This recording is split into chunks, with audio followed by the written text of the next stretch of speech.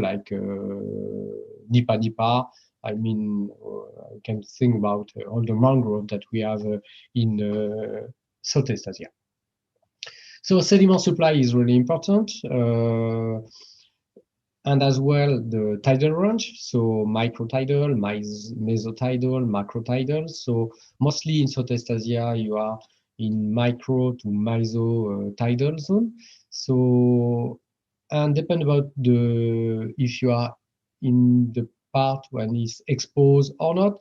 And on the right side, so you can see if the zone is wave dominated, tide dominated or mixed, we can observe different type of depositional system from beaches and barrier island to tidal sand and ridges. So, and on the vertical scale, we can see micro, meso, and microtidal. So the type of the coast depends about two different factors, wave and tide factors, and as well about the tidal range. So it's not so difficult to put that in our mind. And if we are thinking about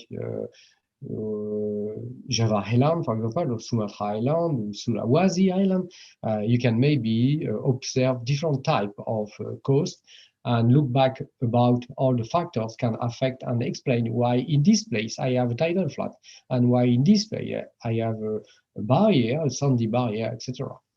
So depend about the energy. So this is the table of contents. So we will go slowly toward all the points. Shoreline morphology reflect the interactions between supply of sediment and basinal reworking process. It's like we have competitions, you know, and the main processes that we have every day is the fair weather wave and tide, can be affected sometimes by storm. And by today, I think that the main importance that we have to look for the futures, it's all the storms and the frequencies of the storms we can observe everywhere in Europe, in North America, in South America, and probably in Southeast Asia as well, that monsoon, for example, period can be stronger than in the past.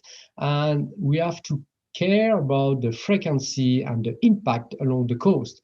So if we have low pressure or high pressures, tide and wave can be stronger, and the storm can be bigger and affect this shoreline. And if everybody are living nearby the shoreline, of course, can be a zone that we have to look with details in order to save or to inform people about what could be the consequences about the submarine submersions during this period. So we were talking about all the factors along the coast. So as you are in Europe or in Asia, we are talking about the same thing. So the sediment flux from offshore zone or from the rivers can be reworked by the tidal currents or the wave approach. And one factors can be really important as well is the presence of a rocky coast or a bay, and the configurations of the type of coast is really, really important. I call that geo-heritage. In my case, you can observe as well that in Java Island, on the west part, you have a rocky coast passing to the north to a very flat zone, and it's not the same processes that we can observe. And when you have a rocky coast like that, when the wave is coming from the left, the refractions that we will see later on can affect the distributions of the sediment along the coast. So next, sediment supply arrive mostly from the continental zone or the land, can be as well. We can observe some additional material from erosion of cliff. However, many coasts are supplied from the sea by longshore drift, by erosions, or from the shelf. So don't forget that. So mostly people think that all the rivers can supply sediment, but we can see that many coasts are supplied from the sea or from the shelf. This is the case in Europe. In some place when we don't have rivers or big rivers allowing to have sedimentary budgets with high volume. So natures and volume of sediment is primarily determined by the alluvial catchment area, its size, relief, tectonics, climate, vegetation, bedrocks, superficial deposit, and human impact. We were talking about that last week. We can discuss again. So quickly or very rapidly, we have to talk about when the coast is dominated by the rivers, allowing to have a high sedimentary budget. But sometimes the sediment supply is related to longshore drift, allowing to observe some sandy barrier along the coast. This is the case in Southeast Asia on the left part of peninsular Malaysia, for example. Just to remember as well that when I'm talking about competitions between what happened from the land and when we are looking about what happened along the coast, the density contrast between rivers and basin waters are really important. Which type of sediment are coming? Is it fine or cross? What about the grain size? And the ratio that the rivers can be transported. The bathymetry is really important as well. The water discharge, the inflow velocity. So that's why another classifications or another knowledge that we have to put in our mind is when the density of the water plus the sedimentary load are really important, and we can mix or not observe some stratifications between the fresh water over there and the salted water at the bottom part. And thanks to this heterogeneity about the density, we can observe laterally and vertically some turbid and high velocity or brassage, a mix of melange of internally at the mouth of the deltas or of the rivers. So we have different type of different combinations of inertial, frictional, and buoyancy processes. This is the theory, and mostly you have to try to adapt it to your sectors that you would like to study. So let's see to let's go to the generalized shoreline profiles. This is as well the theory, but this is the term that we need to know. From the offshore zone to the backshore, we have different type of terms that we are using. Offshore transitions, the shore phase, and mostly the shore phase you see is not where you are walking. Where we are walking mostly when we are doing the low tide is a foreshore. The backshore is at the back, and you have laterally the alien dune. Now, this type of profile can be wide or very narrow, depend about the zone where we are. And in order to discuss about what happened over there, we have to look about the wave base. We have two types of wave base: fair weather wave base and storm wave base.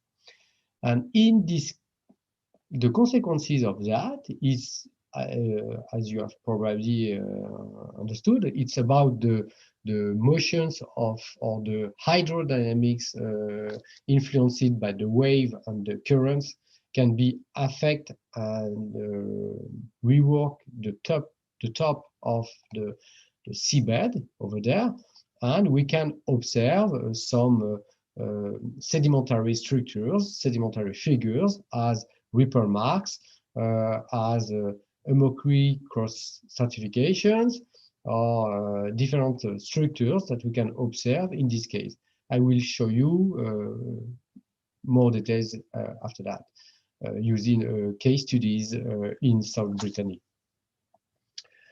So the offshore zone extends from mean storm wave to the fair weather wave base. And this is where you have alternations of high and low energy conditions. So mostly the storm can affect most of the shelf continental, all the continental plateaus till 130 meter depth. This is the case is northwest of Europe in North Sea, between UK and Norway. Even in Bay of Biscay, we can observe and have some storms affected the plateaus till more than 100 meter depth. So mean that in Java Sea, I don't know the zone with details, but if you have big storms, maybe you can affect all the zone, all the sedimentary close to the seabed, because it's a very shallow sea. Between the storm wave base and the fair weather base, we have the offshore transitions. And the offshore transitions is a zone that we can as well record some sedimentary structures. The shore face zone is related to the nearshore zone, going to the foreshore and the backshore. Let's see what we call as well like the subtidal zone, mean the shore face, including the backshore. So we have two types of considerations, or two types of conditions. Most of the time during fair weather, we can have in the shore face, I mean the normal wave processes affected the seabed, and observe some asymmetrical or symmetrical repair marks. And in parallel, this zone can be affected with reef currents, and longshore currents. During the storm, because it's high energy, the surface of the seabed can be eroded and redistribute all the sedimentary particles that the sediment can go landward or maybe seaward. This is the text that I don't want to read, because you can use it later on for your class or your in order to improve your knowledge. So the intertidal foreshore, this is the zone exposed during the low tide and high tide. Mostly is not really easy to see that if the zone where you are, the tidal range is very low. Anyway, this is a zone, or mostly we can have a lot of physical processes, and this is thanks to these physical processes that we can form sandy beaches. To the top, toward the land, we have the foreshore with a steep sloping profile, but sometimes can be a gentle profile as well. And the morphology of the foreshore can be very, very different, depend about the wave power, the tidal range, and of course the configurations of the shoreline. Is it nearby a lagoon or nearby a rocky coast? The geological heritage is really important, and if you are exposed with the wave energy, with the same directions where the wind is very strong, etc., you depend about as well the sediment supply, the budget that you can transport, etc., and you have different type of morphology of foreshore. The back shore, it's mostly very flat. This is where we can walk without vegetation. This is the supratidal area, only inundated by rare, very high tide and storms. This is the place that by today are really affected with the climate change. And because this is the last zone before the Aeolian dune, and the backshore place is a buffer with the Aeolian dune, protected the back area. So let me share with you some area that we can observe from Google Earth in Indonesia. Okay. Okay, so where is it? Okay, I was looking about some area that you have in Java over there. So we were saying last week that this zone is most muddy dominated. This is Java Sea, Belitung, Sumatra, Java. And when I'm curious, then I want to see the zone that we have over there, which type of coast we can observe in Java Island on the west part, so West Java. So this is in this zone that you are not so far the Java Trench. This zone can be affected by tsunami after quakes. So last year, I think I remember you got some problem over there thanks to a tsunami related to marine landslide nearby, I think, the Krakatoa volcanoes. Anyway, if I zoom from this scale, I can feel that some zone like here is dominated by sun. So let's see go. So we can see over there the propagation. So it's not so clear, but of the wave along the coast. And this place, it's a sandy place, very beautiful and very with beaches. And if we go to more details, we can feel all the feeling. And sometimes, you see over there, we have some cutting. So not really, I mean, important. Maybe there is a reverse, I don't know. We need to go for a field trip to check that. Some zone, I don't know if it's a cliff or not. We'll see. But we have a feeling that this sandy beach is affected, depend about the directions of the wave over there.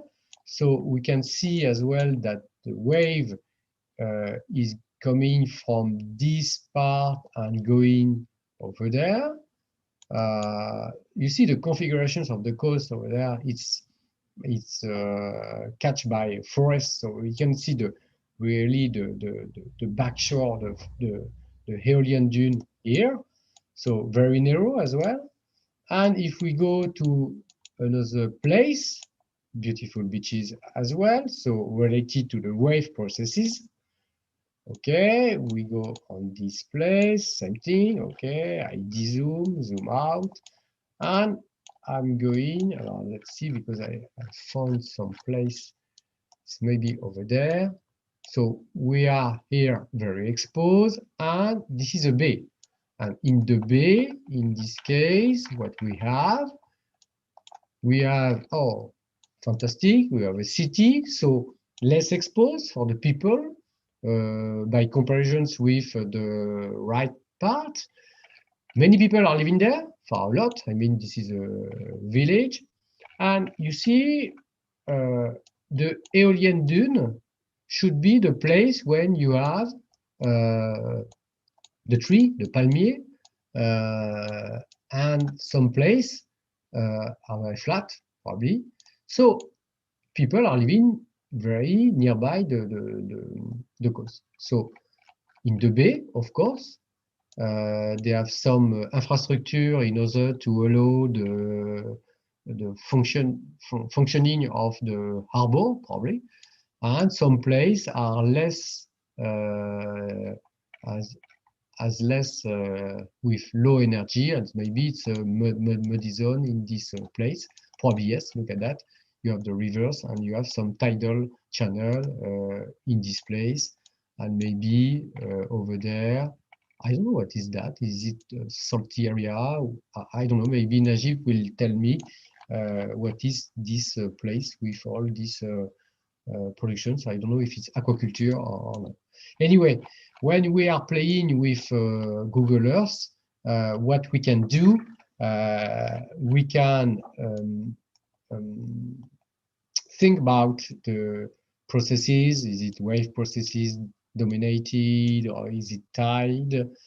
Mostly in this case, look like dominated by, I mean, wave. Even in this bay, you have a sandy coast everywhere. Let's go to the north and let's go to this place that you know better than me, and you can see deltas, and the place it look like muddy. Maybe you have some sand, but you can see that very quickly. Wow, look at that. We can see here the propagations of the wave is not parallel to the coast, but it's a little bit oblique, that you can feel that in this case, with this obliquity, you will have some longshore drift. So the sediment can move from here to here, depend about the season, maybe depend about if you are in the summer monsoon or winter monsoon, I don't know exactly. And one more thing that I can observe here, so the type of the coast, look at that. So you have some, it's not steppe, but I mean it's irregular coast, and we have to see it's a coast dominated by sand. So you have a small lagoon, there this is a channel, maybe this part of sediment come from the longshore drift, so it looks like very brittle. Anyway, from the image, satellite image, aerial photography, have a look, take your time, and you can feel that here it looks like we don't have a very large zone in order to protect this area. So we don't have a lot of people living there. It's maybe for its farmer or something like that. And in this village, if we zoom, we can see that the protections over there, it's look like correct. It's a parking, then we can shift the parking, but some places are not so far, and this is where we can maybe discuss. Again, over there, you see, when I see this type of shape, I don't know if it's natural or not, but anyway, mostly the coast is very irregular. 1, 2, 3, okay. This one maybe is not, it's related to human infrastructures, like here, of course, it's a harbor, but we can feel that the sea is not so far. And if some place over there is a coastal plain, you see that everywhere the wave is coming from Java North and can affect and transport the sediment to where the Jakarta Bay. So in this area, we can feel that the sediment from this image are going from the right top to the left.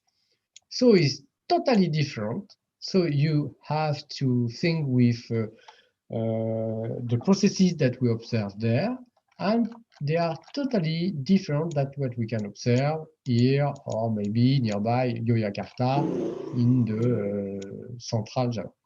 Okay, so just to show to you that we can play with Google Earth and to find some example in order to try to adapt what is the theory, and with the aerial photography we can have a nice, very nice example. Okay, let's go again to the PowerPoint. Okay, PowerPoint. So a lot of text here. So two definitions about where is the maximum limit where the fair weather wave base can affect I mean, the seabed can be around 10, but can be 5 meters, can change. The storm wave base can affect, you see over there, I was talking to you 130 in North Sea, but they said 200, so it's more than what I was thinking. Anyway, it's a lot. And in the Java Sea, I think it's mostly during the storm period, all the water column can be affected and transport all the sediment.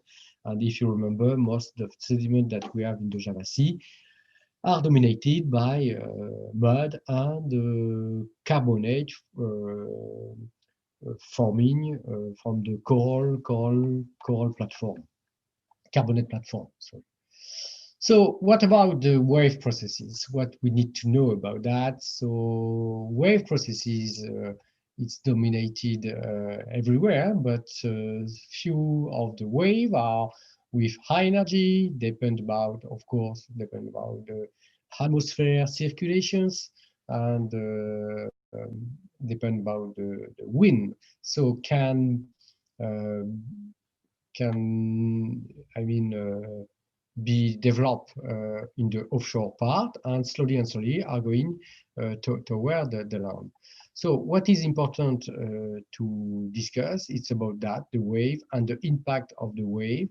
We will discuss about the wavelength between two crests and as well the height of the wave in order to check, to see what could be the consequences. One of the figures that we have to discuss, it's to show when the wave can affect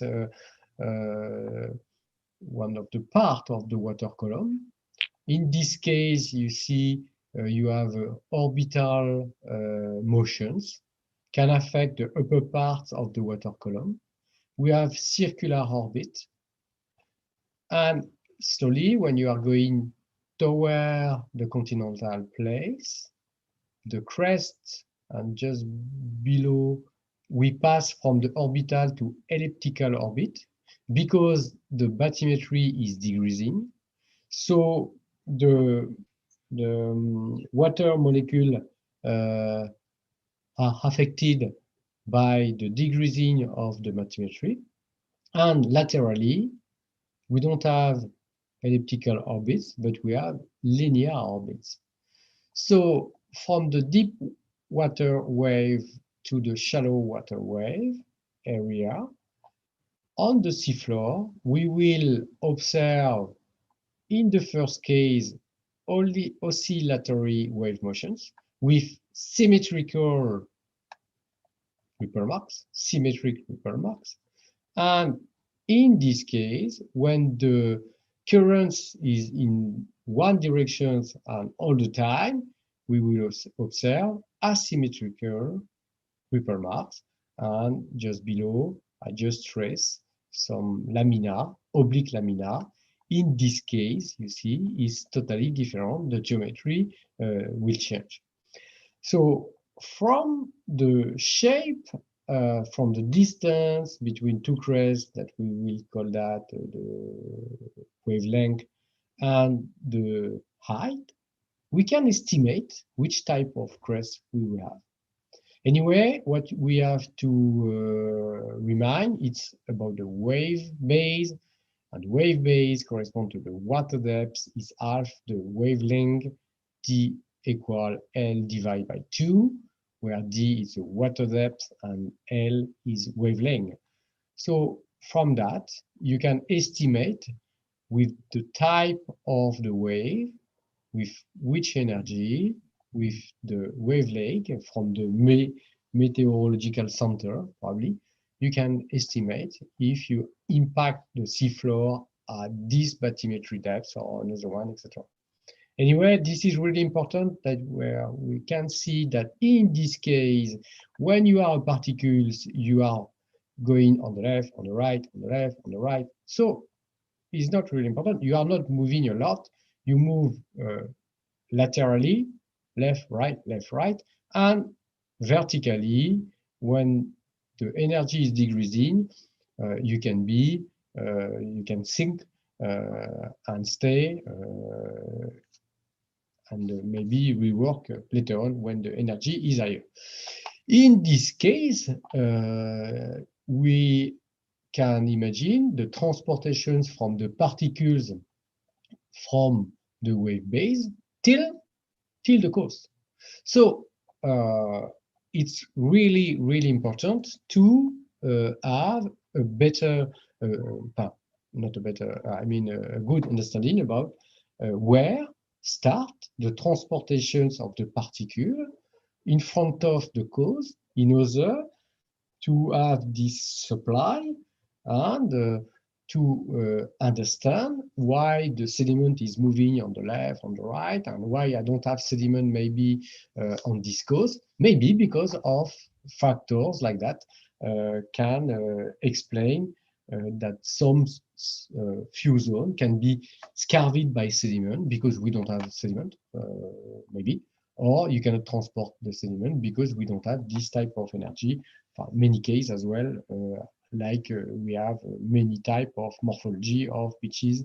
This is what we said just before. So same, this is the text that you can reuse in order to understand what I would like to share with you. So in the shallow water, the water particle change from a symmetrical, sinusoidal form to asymmetrical solidary form. This is important to retrace that, to understand what mean all these informations in order to say, okay, when I have a symmetric ripples, we are recorded circular orbits, and when I have asymmetrical ripples, mean that we have one direction of the currents. Let's see now another document from Henseler. And Najib, you will tell me as well, I can send to your students a book, PDF book from Henseler or reading, etc. I have this document in order to share with everybody. You can observe here what we were talking, I mean orbital motions through elliptical motions before the break zone and the surf zone and the swatch zone. On the seabed, what we can observe, symmetrical ripples to asymmetrical ripples. Ici some small dune and the zone where I can have in the shore face and in the foreshore some trace of swatch marks, etc. So all the things that we can observe. But the thing that you have to understand and is the length of wave and the height of the wave in order to estimate how we can balance from the offshore part to the foreshore zone. Mean that we can go when we are talking about beaches. Beaches can be reflective or dissipative beaches. So we have two types of shoreline, reflective and dissipative. Let's start with reflective shoreline. So reflective shoreline show very steep beaches, as you can see on the sorry, as you can see over there, so very steep. So mostly you have a lot of sediment, cross deposit, and you build beaches with a steep zone over there. Wave break directly against the beaches. Wave energy is reflected from the beach. And this is why I would like to share with that. This is exactly, you see over there, cups beaches. And see the wave is coming. This sedimentary prism is very huge. The thickness should be more than 6 meters, something like that. Cross deposit. At the back, you have this is the foreshore. Let's see, foreshore, backshore, and the dune over there. So you see there is a road and there is small lake over there. Anyway, when you can observe that, it's like a wall, okay, affected of course by wave processes. Wave mostly in this area is arriving parallel to the coast, and you understand that the cups that we have over there, it's related when the wave is moving till this part, when you can see the seagrass with the currents, they are going by this way. So this is an example of reflective beaches with beach cups forms. A dissipative beaches, it's mostly maybe what you can observe in Java Island, but let's see, depend about the type of budget. And it's a dissipative shoreline. High energy breaking, high energy wave breaking is considered distance from the shore. Very shallow zone can be 50 to 500 meter, the width of the shore zone.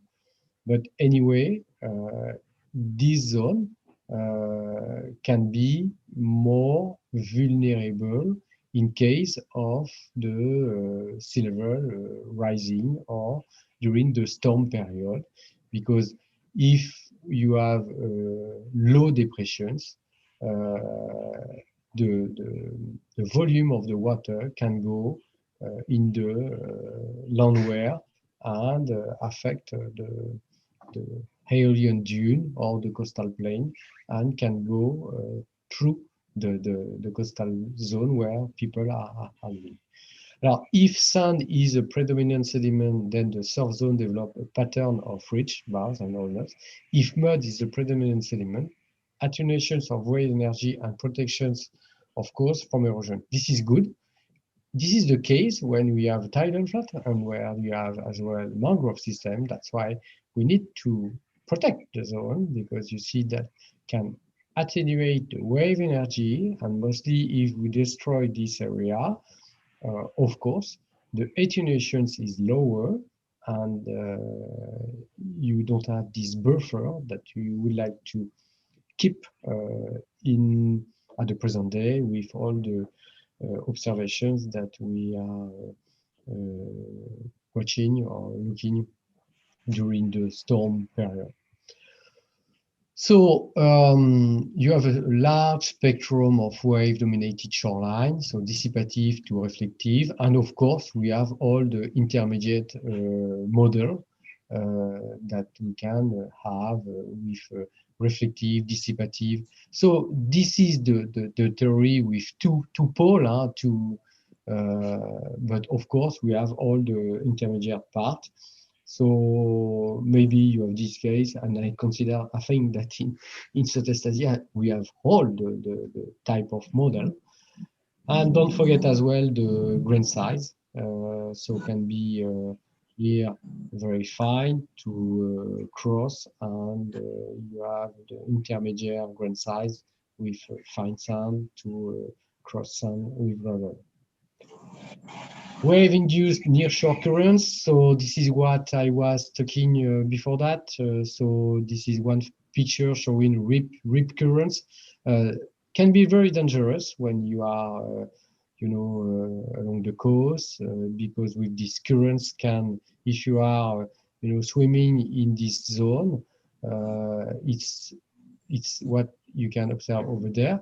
You have longshore currents after the wave breaking and the wave swaps.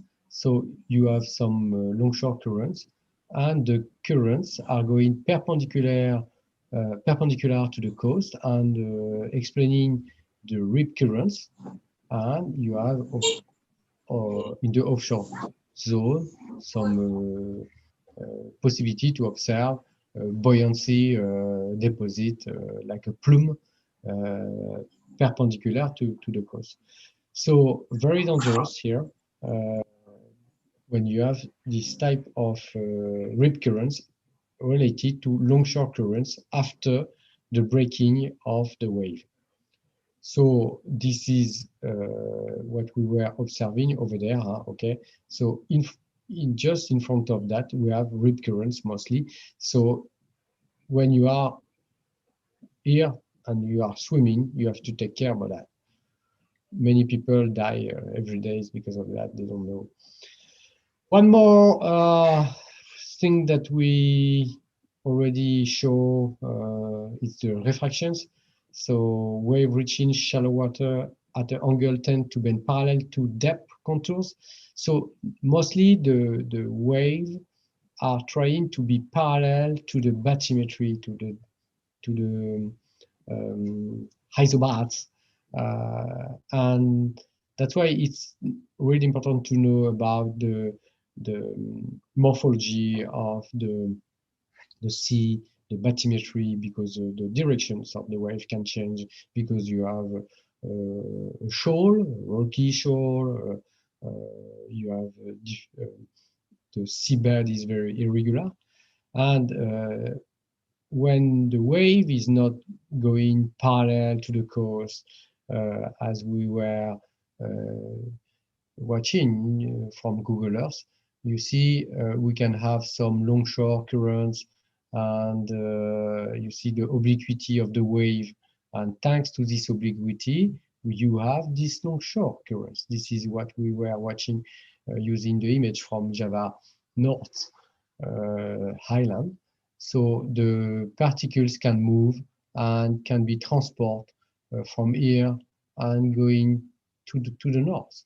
So that's why we can observe sandy beaches, and on this place you can build and observe the growing of sandspit, forming a barrier in front of a lagoon. This is a theoretical model. So rip currents again, sandbars over there. So you see the rip currents. This is a 3D view, and sandbar just in front of, parallel to the coast, but cut by the rip currents. Sandbars over there. So all these places show very high energy with offshore sandbars, cutting by rip currents, explaining that you can transport silt and clay offshore part, etc., etc. So you have on this image most of the processes and most the example of factors explaining the presence of offshore sandbars here. Fair weather versus storms conditions. This is some text for you as well. During the weather, waves are relatively low amplitude, long period. The lower shore face and the offshore are not affected by wave, and mostly the fine particle can be affected, and but just a little bit by oppositions during the storm, high wave amplitude, and of course during this period you can affect the shore face, the foreshore, the backshore, and you can observe some washover fan in the lagoon. So that's why theoretically we can have during the winter period and the summer period two type of profile showing very profile with higher thickness close to the sea cliff in this case, but evolving to irregular profile during the winter period. So we can have some departures of sand particles, and your profile can change. Next picture, sorry, can show, here, this is washover fan. during the storm period. You can have high energy, and some wave can goes up toward the land and explain these small deltas and destroy the area. And this is a dotted line showing in the previous time where was the, the washer fan can move, etc. So even you have some protections, you know, you can have during the winter time some washover fan affected the coast. Like a tsunami, but at the smaller scales if you compare, but it's really important to see that and to check that.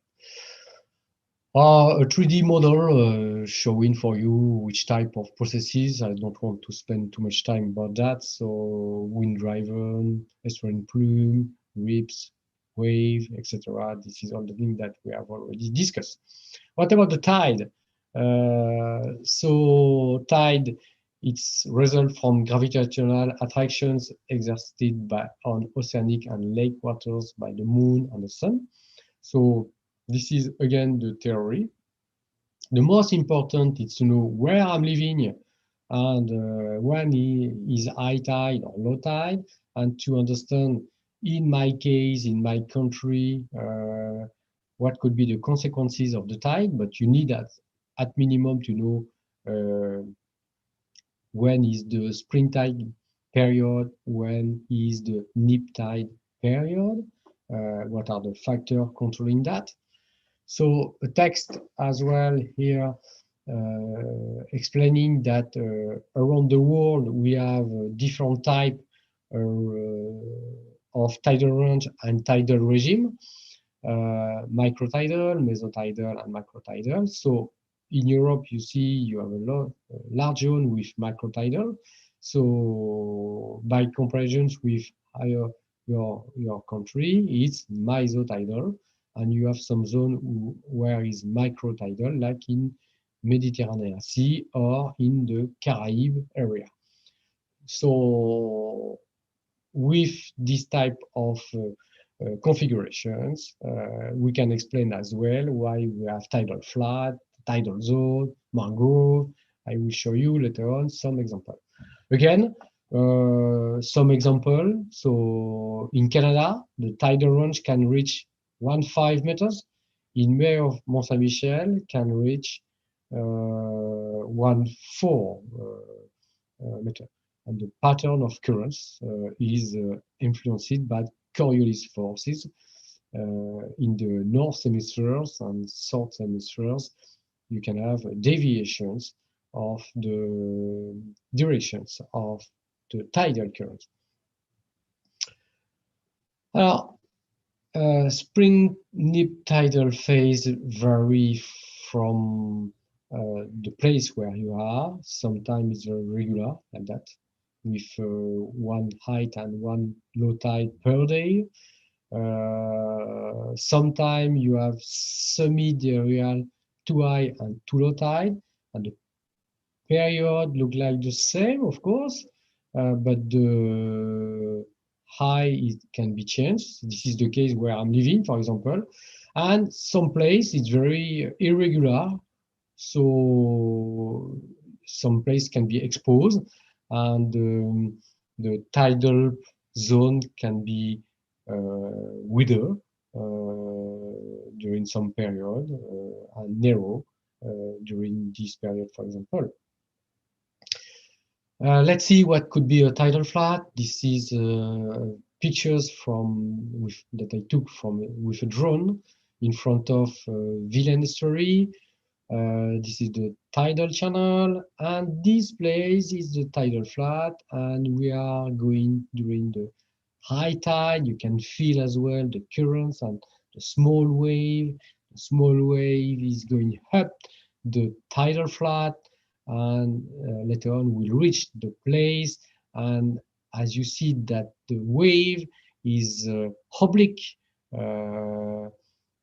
and we will feel that you have a long shore drift. In this case, this is what we can see.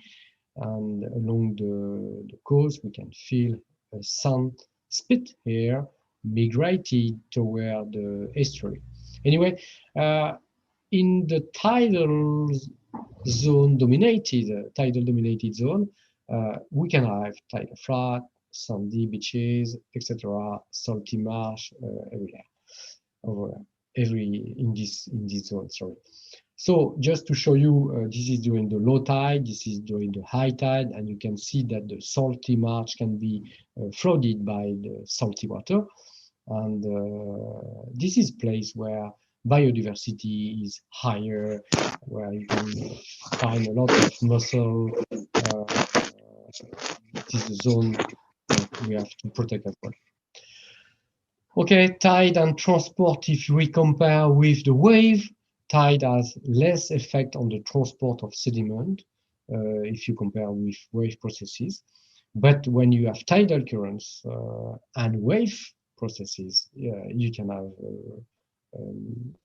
the capacity to transport a lot of sedimentary particles. Let me show you one example from Gulf of Morbihan. So if you remember, I'm living there at Vannes, and you will see the propagations of the tidal currents from the narrow inlet over there toward the eastern part. So as I told you, that one thing that is really important to see is the configurations of the coast. Firstly, you can see that this is a bay of Quiberon. We have a small inlet around 900 meters, and the wave propagations and the tidal currents are going toward this second bay, but this bay is showing many islands, so the propagations of the tidal currents will be different from this part to where this area, and the configurations of the zone is really important to understand, to study as well, to take time to study, because thanks to that we can explain as well that the type of the currents are very stronger when you have a very narrow inlet like that, because you are concentrated the maximum of the energy. We are here for people that will not know where I'm living. So Van is over there. For the moment, I'm here. So you can see the currents, very strong currents, when you have a narrow place between this island and this cap here. And when you have that, this is during the flow tide, during the head tide, same configurations, currents are maybe lower, but anyway, you see the place when you have these colors, it's very flat, is dominated by tidal flat zone with fine sediment, and cross sediment is over there where the energy is high. And in this place, we don't have sediment, it's only rocky zone, because the sand and the clay and the silt cannot be sick in this area because it's too much energetic. What you have to know as well when you are talking about a tidal area, zone dominated by tidal factors, during the flow tide, you have this one dominant current stage, and you can build some symmetrical ripples, and you can observe this oblique lamina. During the first slack water stage, you can see very fine layers dominated by mud. During the ebb period, you have a subordinate current stage, and you have reactivations, and later on you can have a second mud trap. So you can have a periodicity and you can record that in the sedimentations, and we call that tidal couplet, sandy or silty, plus clay deposit at the top.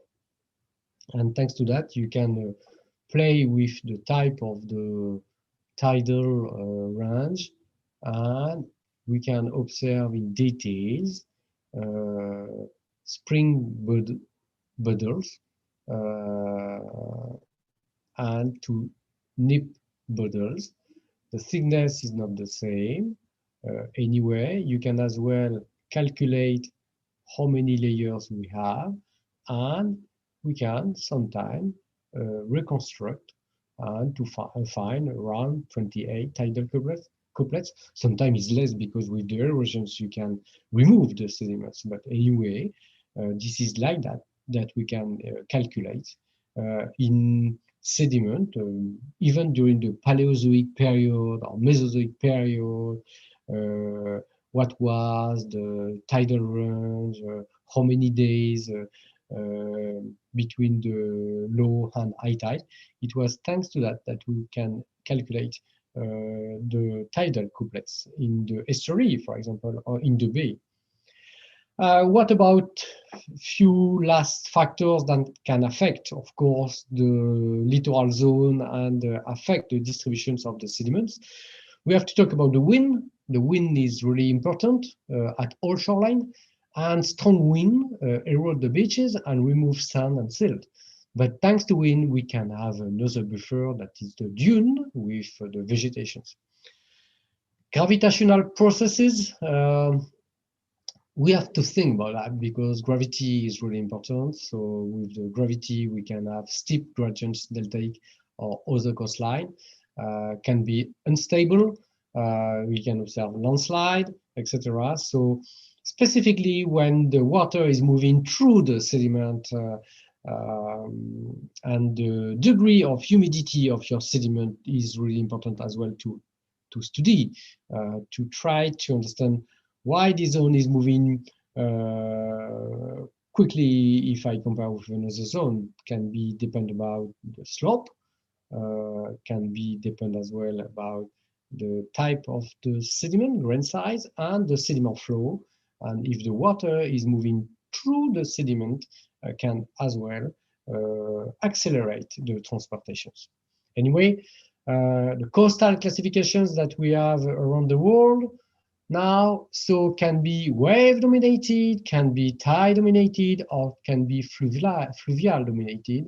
And we have all the type of deposit or type of deposit and type of zone. Can be tide dominated, barrier Iceland lagoon is between wave and fluvial dominated, etc. So you can play with that and say, okay, where I'm living nearby Yogyakarta, is it tide dominated or wave dominated? Which type of sediment I have, and you will see that you are maybe over there or you can be over there. So when you are living at Semarang, for example, I think that you are more in this case. I will say tide dominated tidal, so because you have a small tidal, but with fine sediment. So you can add as well, when you are thinking about that, the type of grain size coming from the land or coming from the shelf, continental shelf. Anyway, the second classifications, you add what I was talking, if it's mud, silt dominated with sand or gravelly, and you have over there some example. So Irrawaddy deltas that you know in Gulf of Bengal, it's more muddy or silt, and with the tidal energy or wave energy, we will have different type of area. Okay, so now I will share with you catalogs of depositional system along the marine shoreline. So let's start with the beaches barrier complex. This is the first one. Barrier beaches complex consists of, from bottom to top, the shore face, beach foreshore sand, backshore aeolian dune, washover sand, beach barrier sand flat, ebb tidal sands, flood tidal sand, tidal channel deposit. Of course, if it's the first time that you see this 3D model, in order to be comfortable with all the concept, vocabulary. You have to retrace it. And to try as well to adapt this theoretical model to example that you can use from Google Earth.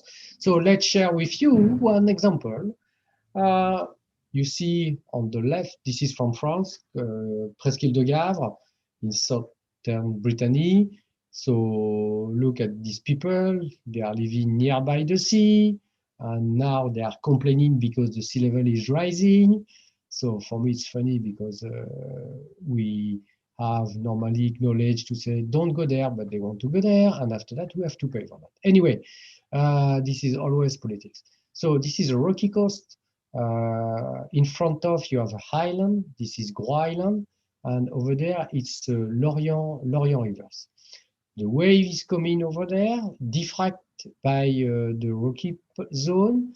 So you can feel the constructions or the building of the beaches. But this zone is very brittle. We have already put a seawall perpendicular to the zone in order to protect and to maintain over there sand, in order to increase the width of this narrow zone. Because at the back, you see, there is a road that people need to go to their houses every day. Then if you don't protect this zone with the storm, can be affected and flooded by the sea. And over there, this is the lagoon. So if I go back to the model over there, so people build a road on this type of system, and at the back you have a small lagoon, and this barrier can be affected by washover fan. Then we are now trying to keep the sedimentary budget from the sea, but I can tell you that is very brittle, and I don't believe about that. So cannot be sustainable in the futures, because the sea level is rising, the zone is very flat, and they want to play like that. So, you know, even you are living in Florida, Miami, or maybe in your country, is the same thing. Now we have to maybe to shift or to move. Anyway, another example from Terengganu coast, this is China Sea on the top, and you have a barrier over there, so very brittle as well, lagoon, so you have some infrastructure, aquaculture, fishery zone over there, many road, a village. So this zone is, it's, if you compare with the model, sandy barrier can be affected by washover fan. This is the lagoon with tidal channel, etc. So if you go back to the model, you can recognize the type of configurations that we can observe everywhere. That in order to dominate, to understand the beaches barrier complex, please play with some example and try to put the name of the zone that I'm using in order to be sure that you understand where we are. So again, a beach barrier complex, shore face, beach, foreshores, sand, backshore, etc., etc. And if you want to play with, this is what I will talk later on about the stratigraphy. We can have over there the facies model with vertical borehole. If you do some borehole, you can have different type of sediment. And over there and over there, I will talk about that later on about the stratigraphy. Okay, I will pass because it's only some, you know, text that you can read. On this case, we will talk later on about the static sea level change, the rate of subsidence, and the sediment supply. Some places look like as regressive coast, transgressive coast, aggrading coast in this case, or drained coast when the transgression is very rapid. Let me share with you as well the backshore with the Aeolian deposit and the source zone. This place can be, specifically the dune, can be colonized by the vegetations. And this is the foreshore with sand beach, very fine. And sometimes we have the chance to see the crossbed internally of the dune and all the geometry and some erosional surface with the change of the sedimentary layers, etc. Maybe Anis, do you want, if you want, I can stop for the moment or I can continue because I just want to check how many minutes I have because it's already 9:45. I think you will have 10 more minutes to present. Okay, 10 more minutes. I will continue for 10 more minutes. Okay. I just want to check where I am in order to finish that. Okay, see, I will finish it. Okay, regressive and transgressive system. So mostly by today we are talking about the sea level change, sea level rising. Then we can observe some regressive system, or we are scared with that. Anyway, in the past we have built some model. So when we are talking about regressive system, we are thinking about beaches, ridges, trampoline, channel plain, mudflat coast, and when we are talking about transgressive system, we are talking about barrier, highlands, lagoon, and estuary. Let me share with you the first one. So, like it's a catalog, I will just try to comment the figures over there. So, it's mostly a wave-dominated zone, okay?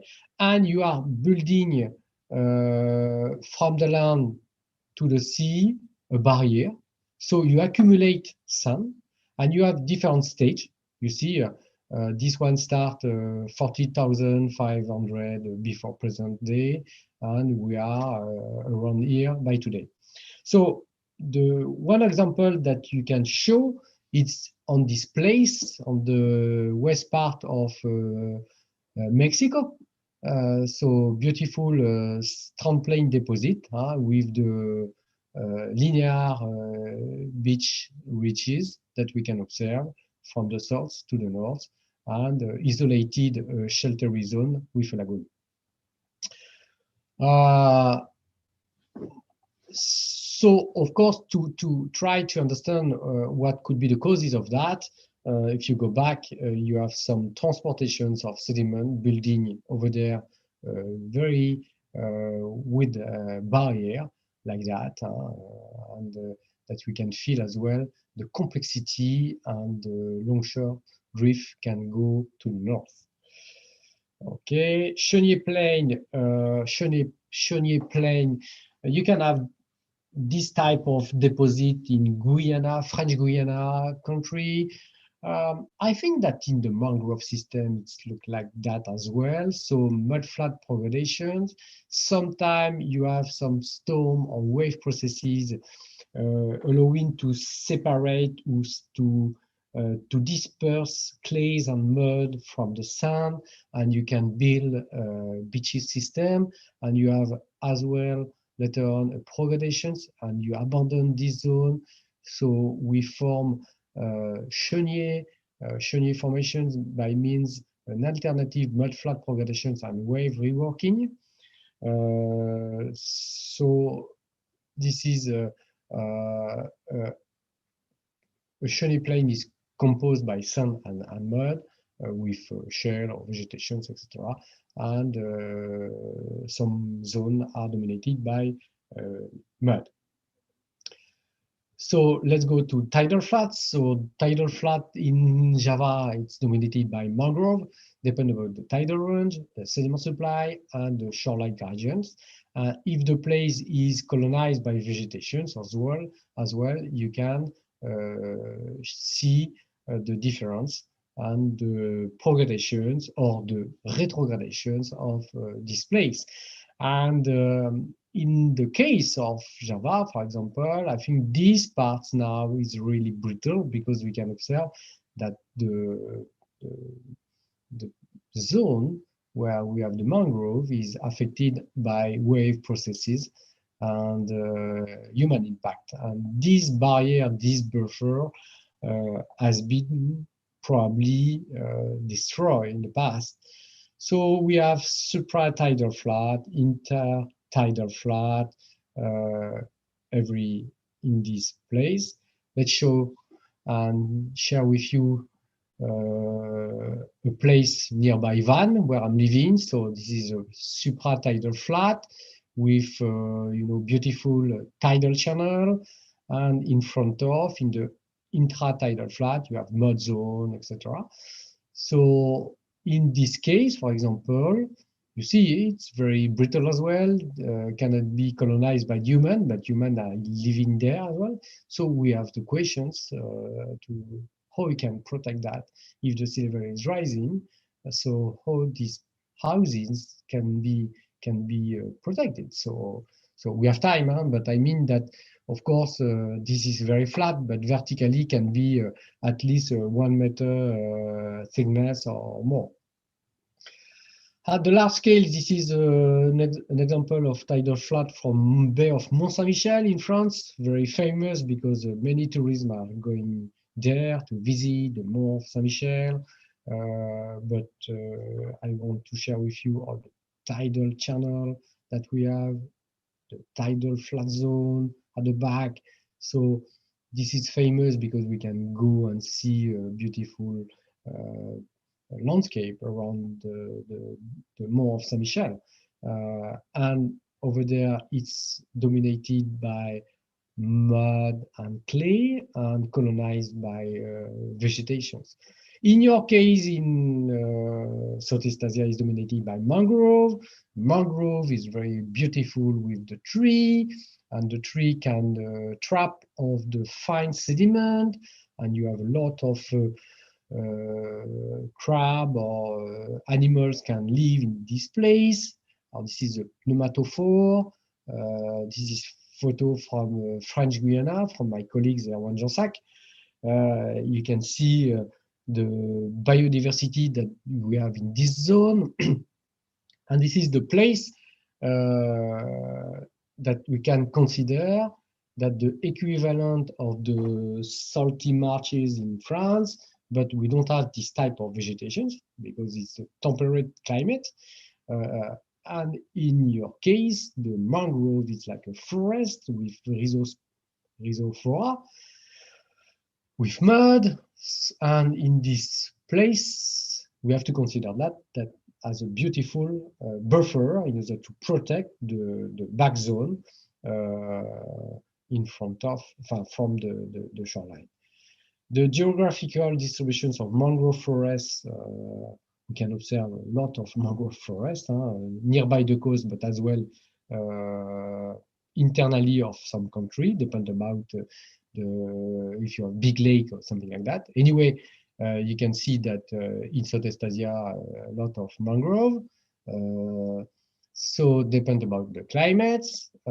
Is not a lot of if you compare with the global forest, it's less than 1%. Anyway, we need some factors like temperatures should be higher than 16 degrees, high humidity, high rate of precipitations, percentage of tropical coasts are colonized by the mangrove. So it's not to people from Java that I have to explain that, because you are living where you can see every day, if you are living nearby the coast, mangrove system. Distributions of mangrove forests. So in Asia, it's 41%. So it's it's really biggest place where you can observe the distributions of the mangrove. So in Indo-Pacific zone, we have a lot. And in Asia, we have a lot as well of species and of type of mangrove. So have a look about the mangrove system in Bangladesh, in Irrawaddy deltas. So in Southeast Asia, Irrawaddy deltas, Sundarbans show, sorry, from Bangladesh, in this place we have this coastal mangrove system. So with all the mud plume that we can observe in front of. In West Africa, so nearby Nigeria, we have as well a mangrove protected the back zone if you are, living nearby the place. We have some risk to affect this ecosystem. North of South America, in Venezuela, Guyana, Suriname, French Guyana as well. And the type of the coast is very small if you compare with the rocky zone. And the superficie can change very quickly. So, and the place can be affected by storms, sea level rising, and human impact. And by today, in Indonesia, but in Philippines as well, we are trying to reconstruct this buffer place because now people understood that this zone has to be protected, and you have a lot of measures in order to protect the area. Okay, I will stop here, and next Thursday I will continue about this place, but I want to open to the questions. So Anis, I will give you the micro now. Okay, thank you, David, for your presentation. And we already have some questions here in the chat box. And actually, most of the questions related to the latest issue here in Indonesia. That already heard from news that scientists predicted about the mega thrust that will happen, and it will cause tsunami. So there are three questions related to this issue. First one from Rahmat Darmawan. He asked about if tsunami will happen in the southern part of Java Island. Should we worry about that? And if so, what disaster mitigation should we prepare? Okay, then thank you for the questions. Then we can go back and use Google Earth. So of course, if we have earthquakes in this zone, for example, on this zone, if I zoom someplace, we have village and city in this area.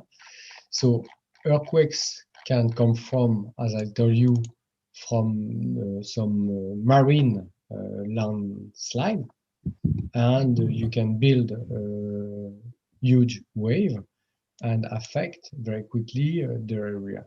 Now, in order to protect or to inform people at time, this is what you have as well. Now I know that you monitor and you have some sensor on the sea. Your government are very sensitive with that in order to invite people to know that they are in geo-hazard zone. They are living in a zone that can be affected by tsunami. And what I would propose, maybe it's on the way, is to with GIS to build some map and using different colors and to say this zone is high risk, medium risk, or low risk about tsunami, etc.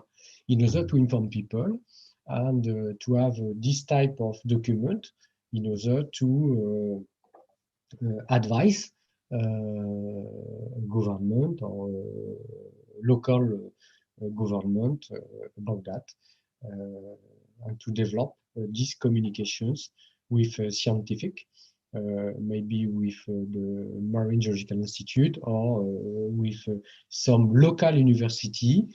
This is, I think, good ideas to have some university, can be as well interlocutor for the government about that with the populations. Because when we look about Indonesia, it's very huge. Then if you are moving to Sulawesi, I know that one place that could be dangerous, affected by tsunami is this place. For example, you see this bay. You see over there you have a fault, and as well you have to map that this zone can be affected by a tsunami, and as well to explain why. To say you are living in a zone where you have a fault over there, and this place is very active, then we know that if you have earthquakes over there, you can create a wave and affect the total bay.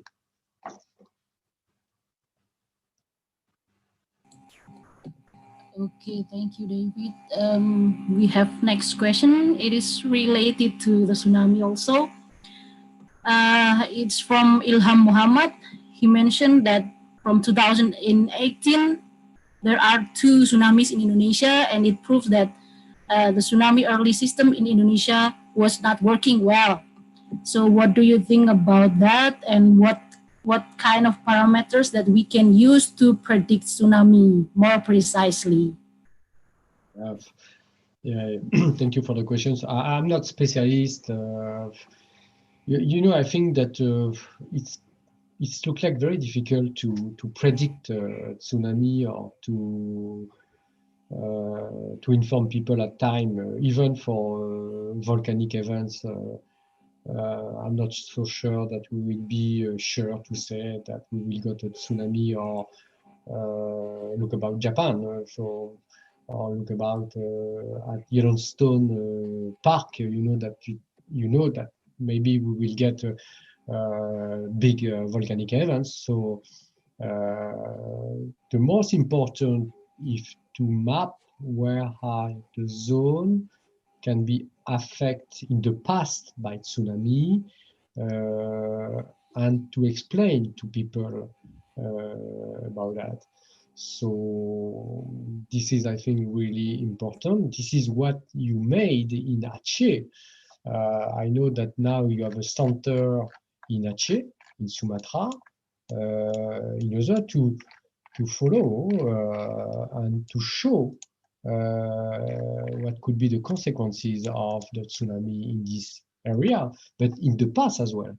And I saw a reportage. I was watching one during the COVID period when I was confined, and it was some example from Sumatra and Sulawesi, showing that in the past, in the cave, we have some sedimentary layers showing where the wave reach during this time. The land place. So thanks to sedimentary layers, and I mean quaternary sedimentary layers that you can find in the land or in the coastal plain, you can date with and prepare or publish map showing to the local government that in the past, maybe 100 years back or 2000 years back, we got these events, and the consequences was that or that.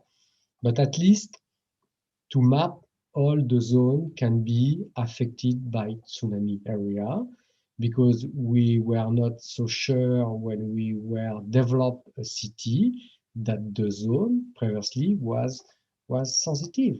So, and I think that we need to continue to improve sensor that we can put offshore in order to inform people at time to go back before the big wave, but and to continue to educate people about that.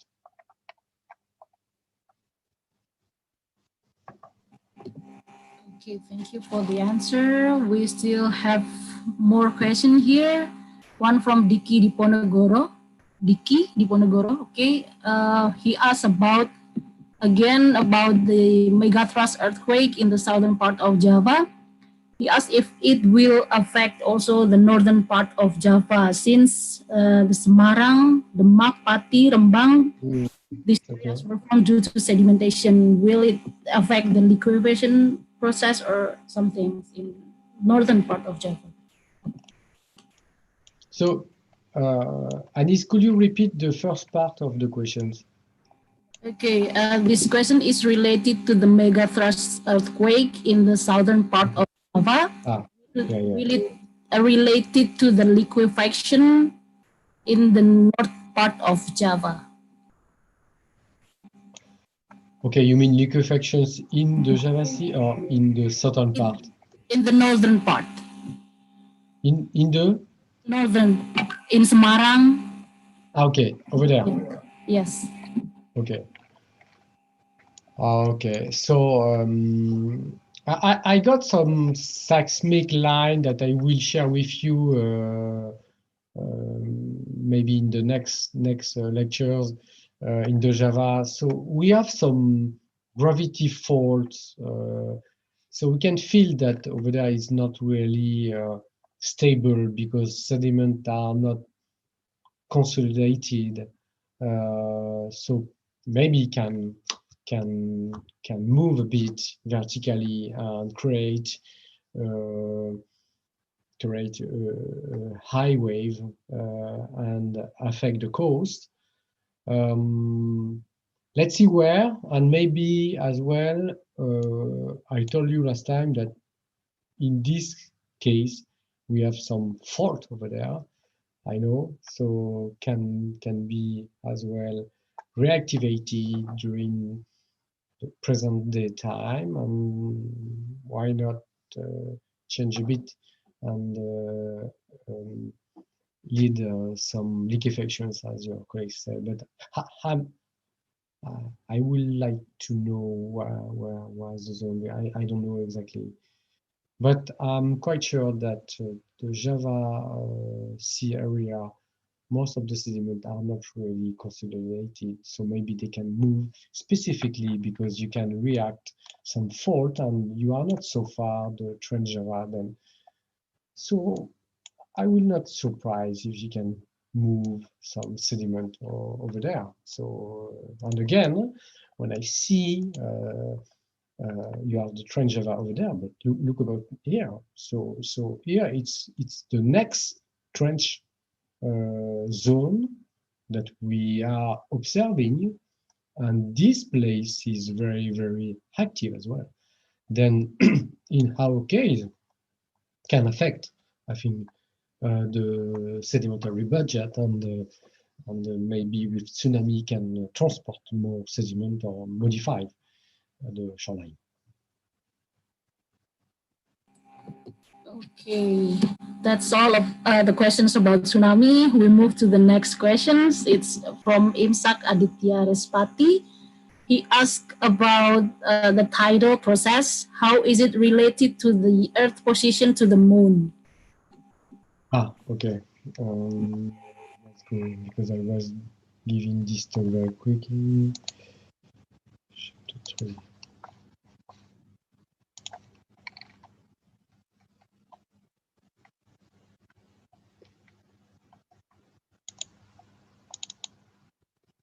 Okay. Then, so the moon is moving around the Earth's planets with circular orbital directions, and when the moon is very close, can affect the and explain with this gravitational pull the thickness of the water column, even in the lake, and even the moon can explain. I was not talking about that, but can affect as well and change the can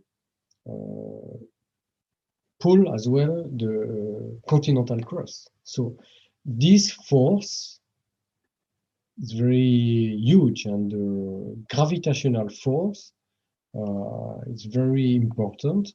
And this is like that you can show that over there you can distort the water level.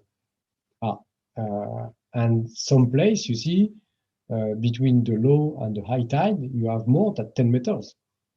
So you see the variations, the vertical variations. So, and of course, depend about where we are. So again, sorry. In this case, if you are in nearby equator or in the latitude 30 or latitude 60, the tide rising force is not the same, and that's why you have this type of micro tidal regime in Mediterranean Sea, passing to macro tidal, and between the rest you have mesotidal zone. So because the orbital plane of the Earth is not regular as well, you have to look back about all the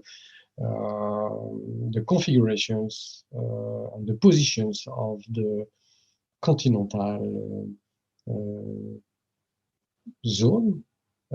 Most of the continents are in the north, less are in the south hemisphere, and after that you have to play with the latitude. So the moon can pull up and the water column, even in the lake, and affect the area. Let me know if I have answered the question. Okay, I think yes. We have next question. Actually, it is an interesting question. It's about the ocean wave power plants. It's from Arif Ramadan. What geographical conditions are suitable for making the ocean wave power plants, and whether in Indonesia, which is the country with the second longest coastline in the world, can it be built along the Indonesian Sea, please? Ah, ça. Ah, ah, ah. You mean nuclear plant or industrial plant? The ocean wave power plants. Ah, sorry. Yeah. Okay. I already shared last time a slide about that. So I got the answer from my colleagues from Bandung. I call him about that. So then I have to reopen the. Okay. I have to reopen the slide, chapter 1. No, it's not this one. What was the... okay, sorry. Okay.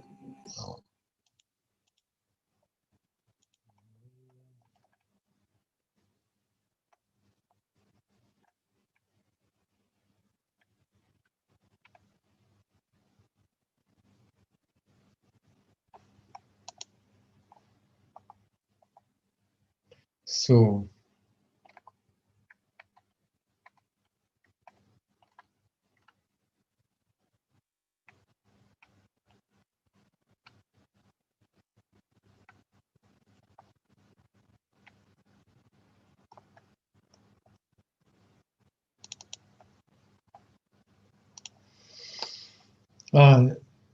I think it's related to that, the questions, potential map of wave energy. So, my colleagues, Franto Novico from Bandung told me, because one question that I got last week, it was why we don't have a zone in the middle Java Island, and it's related to they don't have enough data for the moment in order to say where. But if you want to get marine energy, you can go every blue point because they have informations and they have tools in order to record the wave energy. This is what he told me. And this is the map as well, where they have information about the tidal current energy with the potential that maybe they can develop in the future. And you see, mostly it's everywhere because it's your country is so huge, so you can play in many places. And I'm quite sure in these configurations, even in this place, I think it's more wave dominated, and they are tide, mixed, I mean, over there. So you have many places where you can play. After that, you have to care about where is the city, where could be the distance, because again, one of the things that you have to care, it's when I was discussing with my colleagues in Indonesia, I realized that to connect everybody everywhere, it's a big challenge to have the fiber optic project in order that everybody can discuss at the same time, etc. So it's a big challenge. So I think that for the wave and the tidal power, it's look like everywhere. But for the moment, you have for by instance, you have only the zone where the MGI that he was working for your government has published this map. Okay, thank you. I think it answered the questions. And the next questions is from Evi Irvina.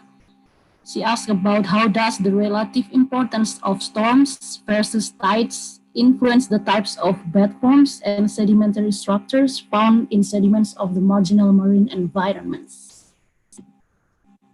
Could you please repeat the questions?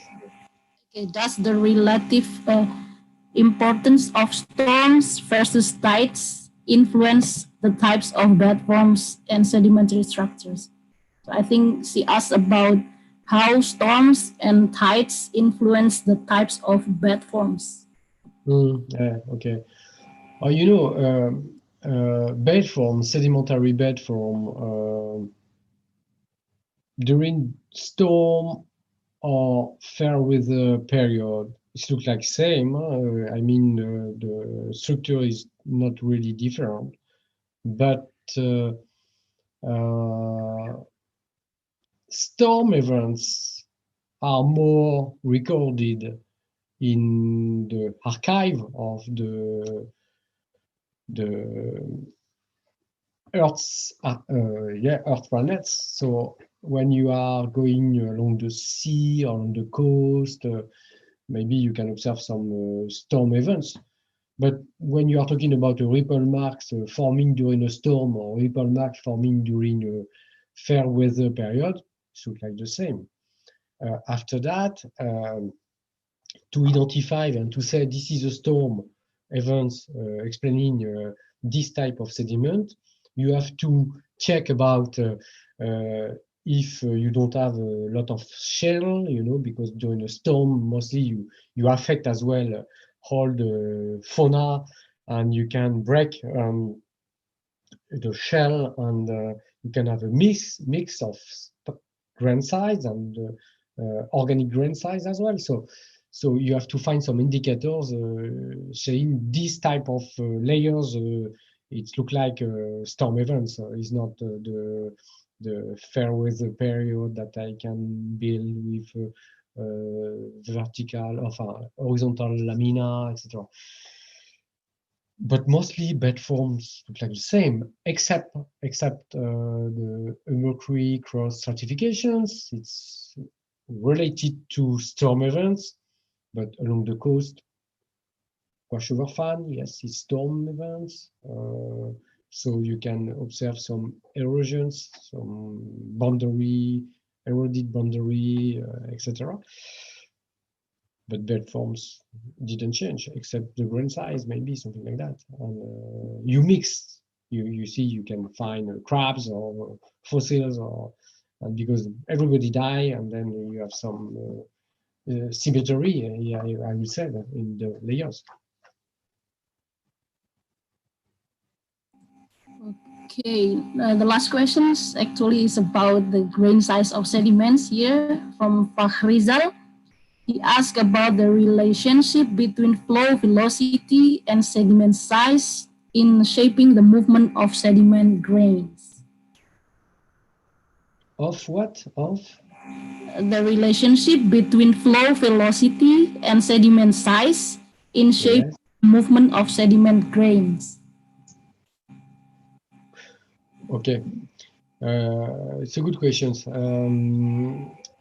The velocity of the particles is related, of course, above the grain size. I mean the diameter of the grain size.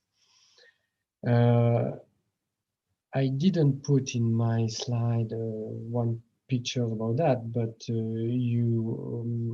okay, I will find one on internet quickly.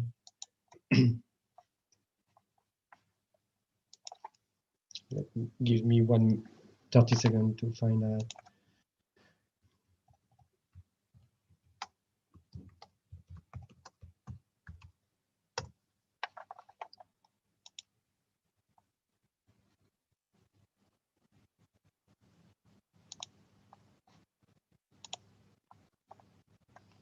Oh no.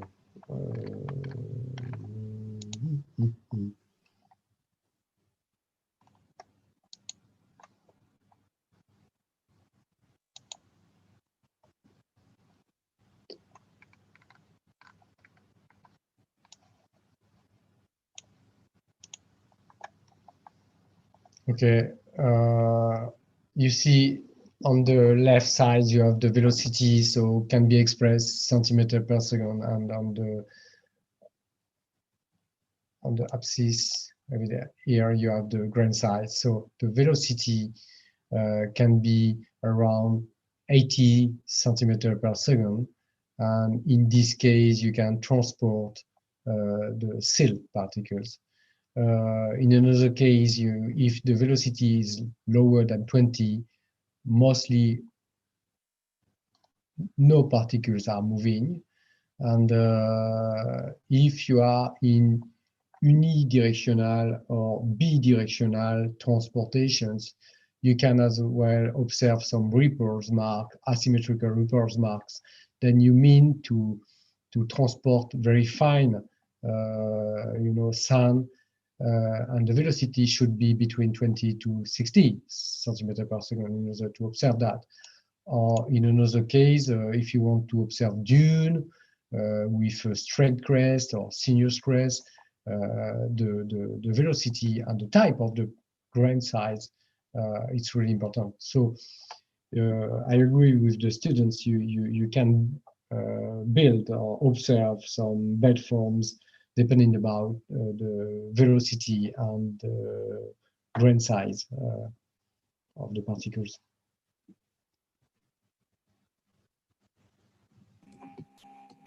Okay, thank you. I think that's all the questions.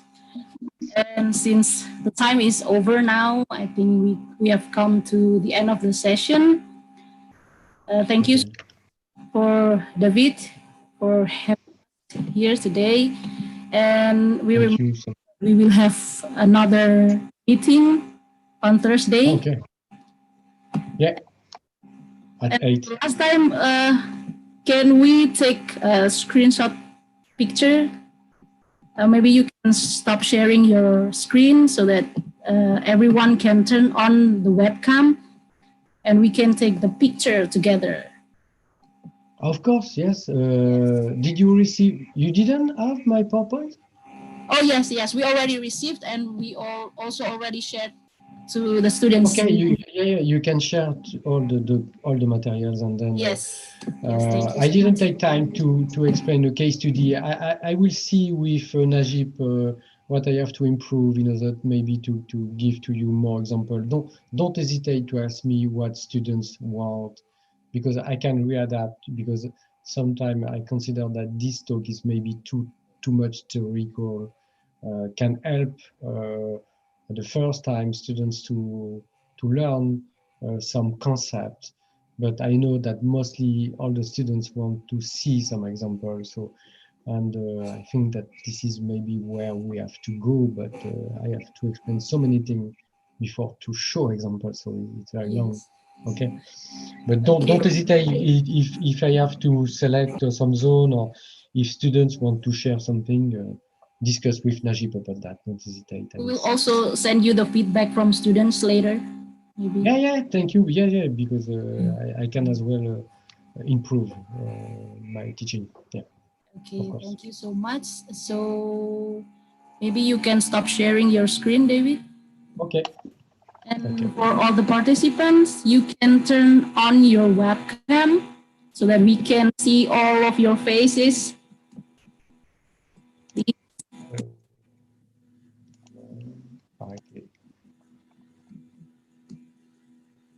Okay. Is it okay? No, not yet. Now it's okay, Anis?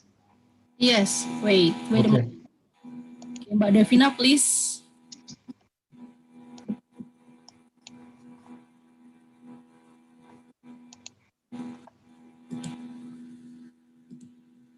Done, Mbak Devina?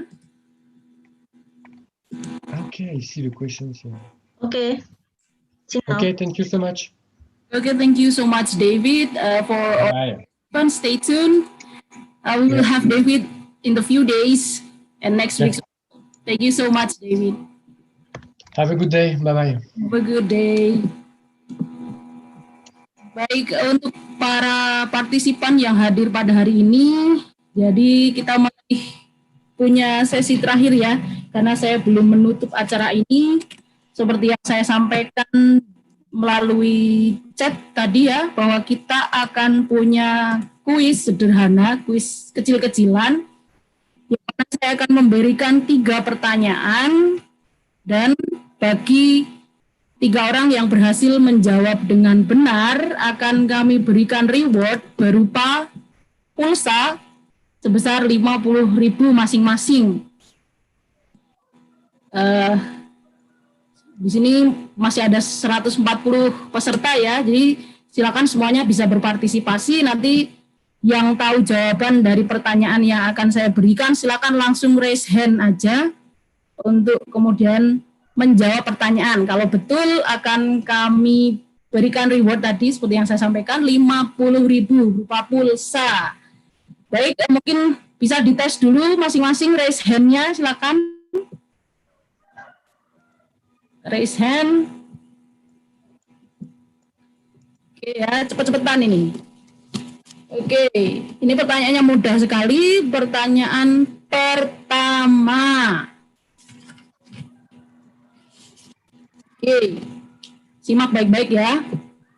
Dari manakah Dr. David Menier berasal? Dari kota mana? Di Prancis kota mana Dr. David Menier? Oke, yang pertama angkat tangan tadi, loh kok turun tangan lagi? Mbak Jenian nggak dihitung ya, Mbak Jenian panitia pasti tahu. Imsak Aditya, silakan Imsak. Maaf, maaf Mbak, kepencet. Saya tanya Prancis doang. Nggak jadi nih, berarti Imsak answer ya. Depan kotanya sih V, cuma nggak tahu V-nya siapa, aku lupa kemarin. Ya udah, berarti nggak tahu kamu. Oke, selanjutnya ada Darmawan Rahmat, silakan. Halo Darmawan. Sudah saya unmute, nggak bisa loh. Darmawan Rahmat. Tes. Darmawan, jawabannya apa? Kota aslinya David?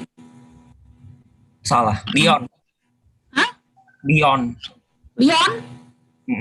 Salah. Oke, salah ya. Selanjutnya ada siapa ini? Kodrat, silakan Kodrat. Vanes, Mbak. Vanes ya, Vans ya, betul sekali jawaban Kodrat. Jadi selamat Kodrat memenangkan hadiah pulsa sebesar 50.000.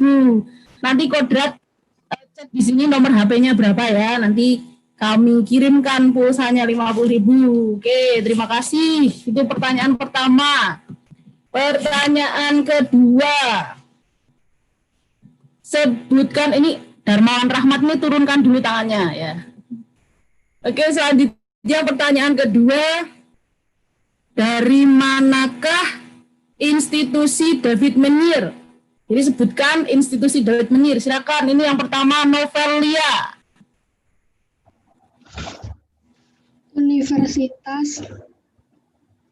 Universitas de Bretagne, South France. Nggak bisa nge-pronounce-nya, Kak. Oke, Université de Bretagne Sud ya. Oke, jawabannya benar sekali Novelia. Selamat 50.000 untuk Lia. Terima kasih. Oke, nanti jangan lupa chat nomornya ya, akan kami kirimkan setelah acara ini berlangsung.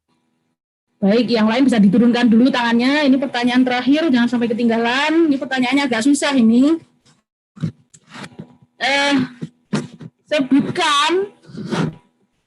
Sebutkan research fokusnya dari Dr. David Menier. Silakan. Ini ada beberapa, ini harus bisa semuanya.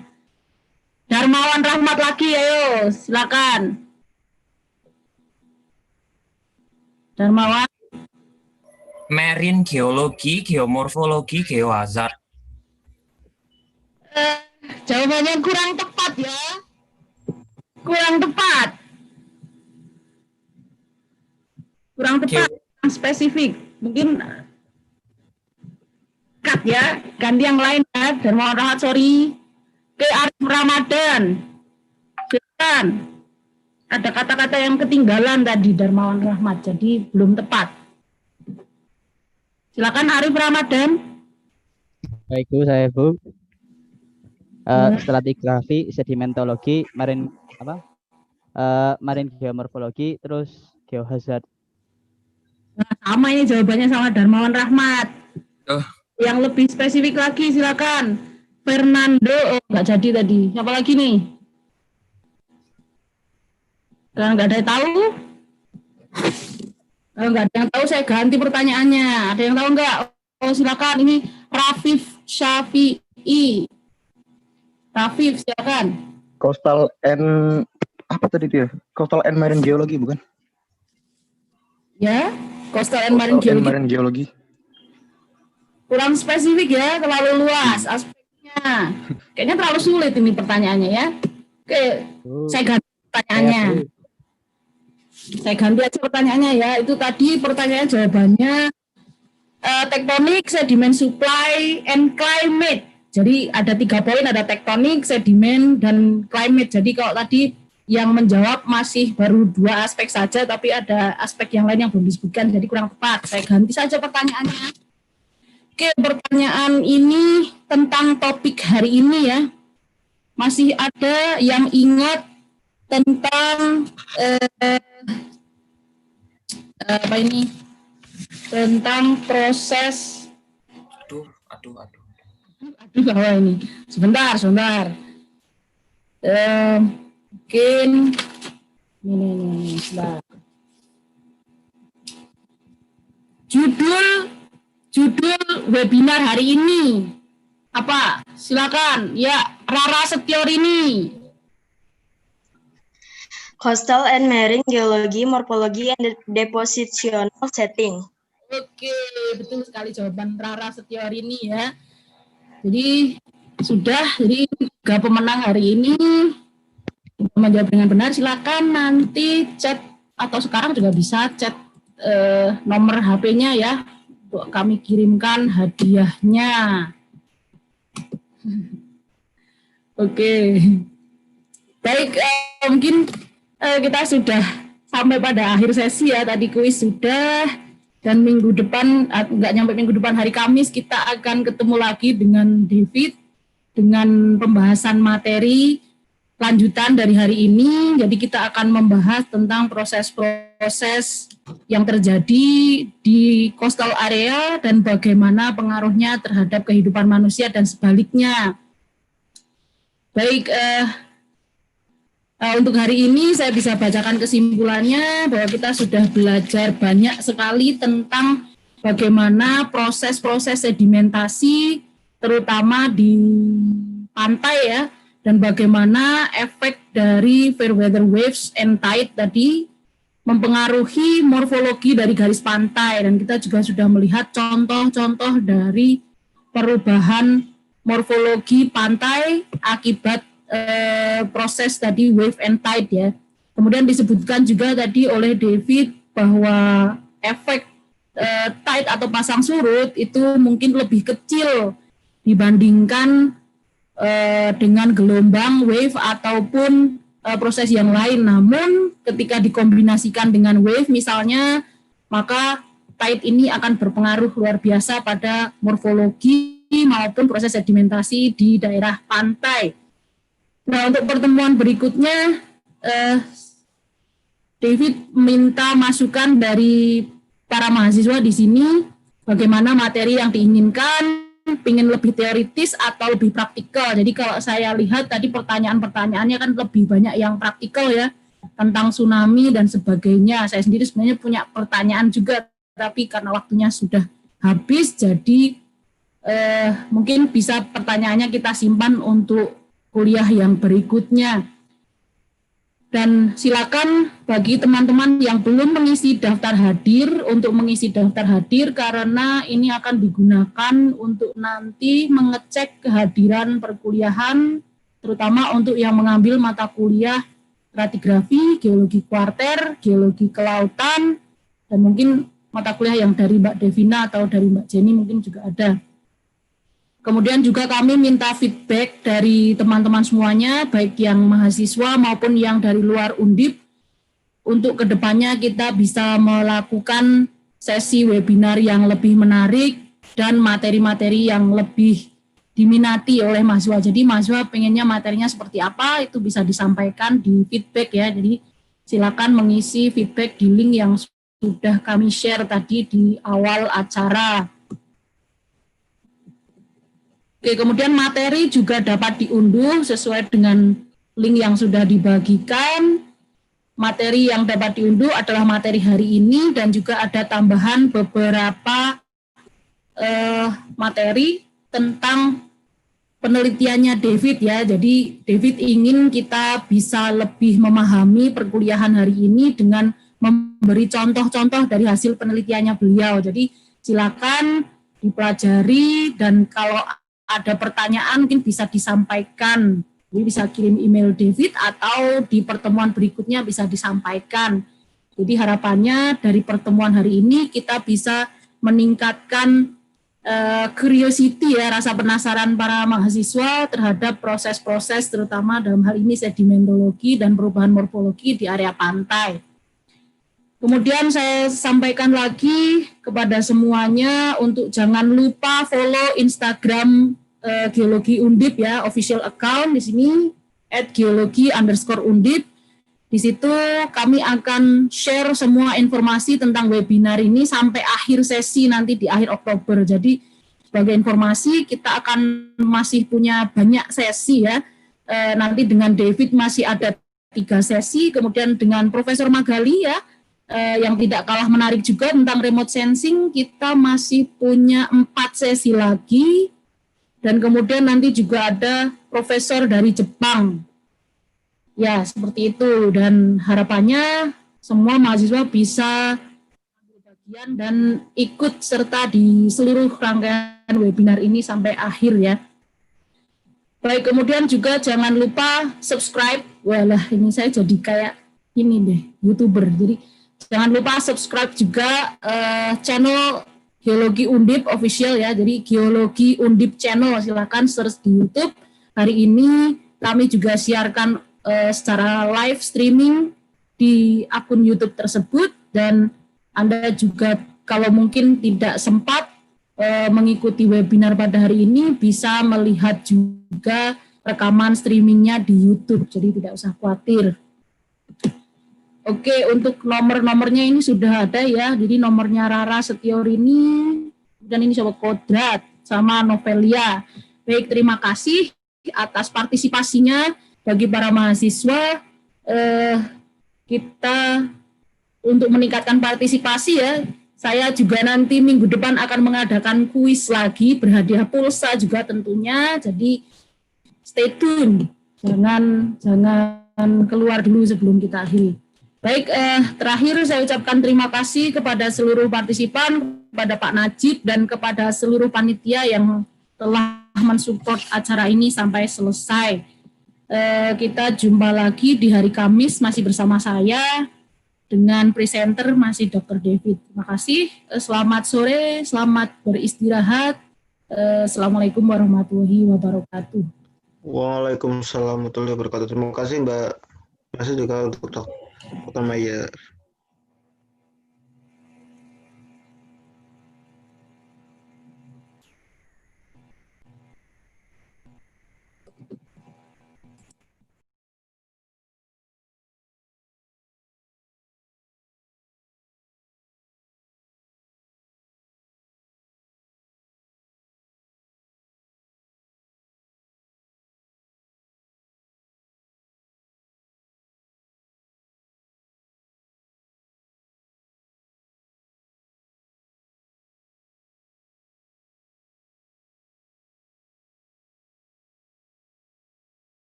Mbak Devina,